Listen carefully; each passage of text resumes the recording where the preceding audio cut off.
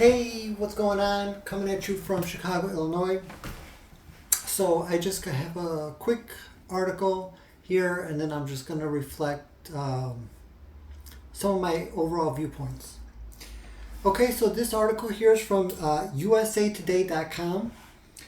The title of the article is When Plastic Surgery Goes Wrong, Patients Are Left to Pay for the Uninsured Doctor's Mistakes. I'm not going to get into the malpractice part. I'm just going to focus on this specific woman and her specific story. Just really quickly, right underneath the title of the article, it says, 1 in 5 Florida patient... Ugh. 1 in 5 Florida plastic surgeons are uninsured, USA Today found. Patients suffer after botched tummy tucks, Brazilian butt lifts, and more. And this article that I found, this is from back in December 18th, 2019. But to me, it's still very relevant. There's still vanity prevalent here in our world, here in 2023.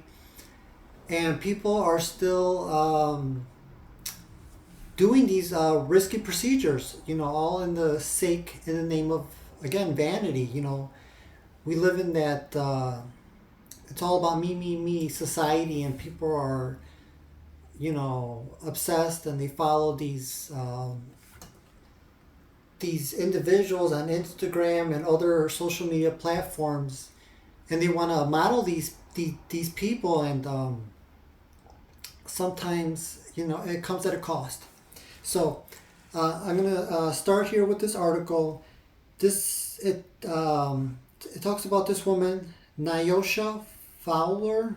I don't know if I'm pronouncing her last name correctly, so I'll just refer to her as Nyosha F. Nyosha F awoke to a nightmare. A month after an outpatient plastic surgery procedure, the Detroit native's eyes fluttered open. She heard machines beeping and her mother crying out her name. Nyosha F's abdomen gaped open, and she couldn't walk. Can you imagine something so horrifying like that? You go into a procedure like this thinking, if you're a little bit overweight in the stomach area, I'm speaking more towards women here. You want more projection in your buttocks, and then again, the abdomen gaped open, and she couldn't even walk. I mean, it just sounds horrifying. Nyosha F learned that Dr. Oskatakui, again, I don't know how to pronounce this doctor's name, so I'll just refer to him as Dr. O.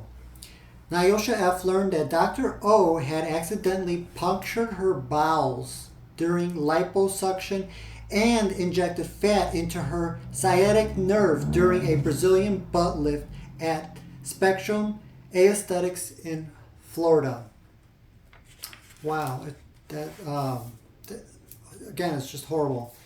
The article goes on to say that the 35-year-old, who was in a medically induced coma, had 4 blood transfusions and 7 surgeries in order to repair the damage from the operation done to her from that original doctor, Dr. O. Nyosha F's medical treatment costs soared to over $1 million. I mean, holy... You go in, it could be man or a woman, but mostly woman in these kind of procedures. You go in there and you're thinking you're going to get this really awesome result, and you think you put away this set amount of money and you're just going to walk away scotch-free. Everything's going to be, your life is going to be better, and you're going to be able to look better in clothes, and then to go from all that to to over having her medical treatment costs going over $1 million. I'm just gonna wrap it up right here. But it's just I want the theme of this video to be just learning to love and accept yourself. So that was the treatment cost. After the insurance paid its share, Nyosha F. still owed the hospital hundreds of thousands of dollars. She lost her job and was evicted from her apartment.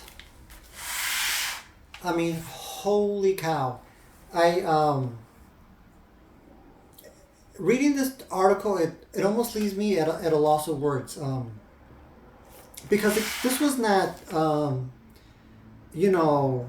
this was not something life-threatening that she needed to undergo. She wanted the liposuction in her stomach, and then she wanted the Brazilian butt lift. But to go into operation and to have your abdomen gaped open, I mean, this woman could have lost her life. But she didn't. She survived, thank God. And she, unfortunately, like I had just told you, she lost her job and got evicted from her apartment. So she could have, the article, I kind of read through the rest of the article to see what happened to her. I couldn't find anything. It just, the rest of the article went into the malpractice information. So, but theoretically, if she didn't have family members to rely on, she could have ended up homeless for undergoing these vanity pursuit operations. It was just totally unnecessary. So what could have been done here to prevent all this? It's just learning to accept and love yourself, and telling somebody to love and accept themselves. I think those words in themselves they're empty. They're empty because you need to live those words. It's kind of like, when you tell somebody don't give up, don't quit. It's easier to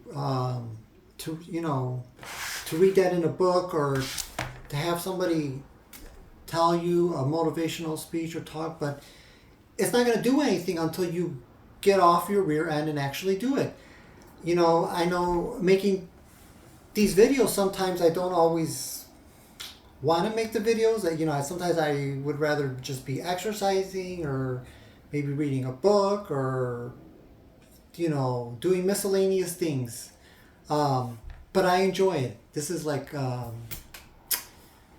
it's a form of creativity, something, I don't know, it's just something original it's something I've never experienced before. So it's a form of loving myself, because I'm enjoying it. I'm enjoying the process. And just other things that I enjoy, just taking some time to do some minor exercise. Sometimes I don't do as much as I would like to, but it's loving myself, because I care about myself. I care about my health, and trying to eat a decent diet. There's definitely room for improvement there, because I don't cook. But I feel like I spent many years not loving myself. I know that I was living in my parents' condo.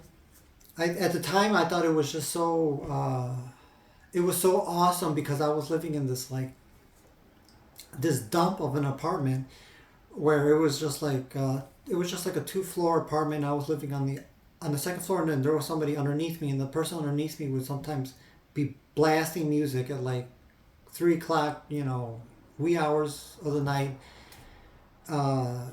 So when more specifically, my mother, she offered this opportunity, I guess I jumped on it, and it didn't end up working out, because it didn't feel like my own space. And then I was also drinking a lot, a lot of alcohol, and I just wasn't really, I wasn't happy, it wasn't working out. So I eventually worked up the courage to tell my parents that I wanted out, and I got out. And I'm still working on my happiness, but I do definitely feel more at home. Just having this apartment, I feel a little bit more comfortable with myself, and it's just a work in progress, learning to love and accept myself. And again, I don't want to tell you guys to love and accept yourself, but to live it. You know, whatever it may be for you in your situation. So that was today's video, and I hope to see you guys in the next one.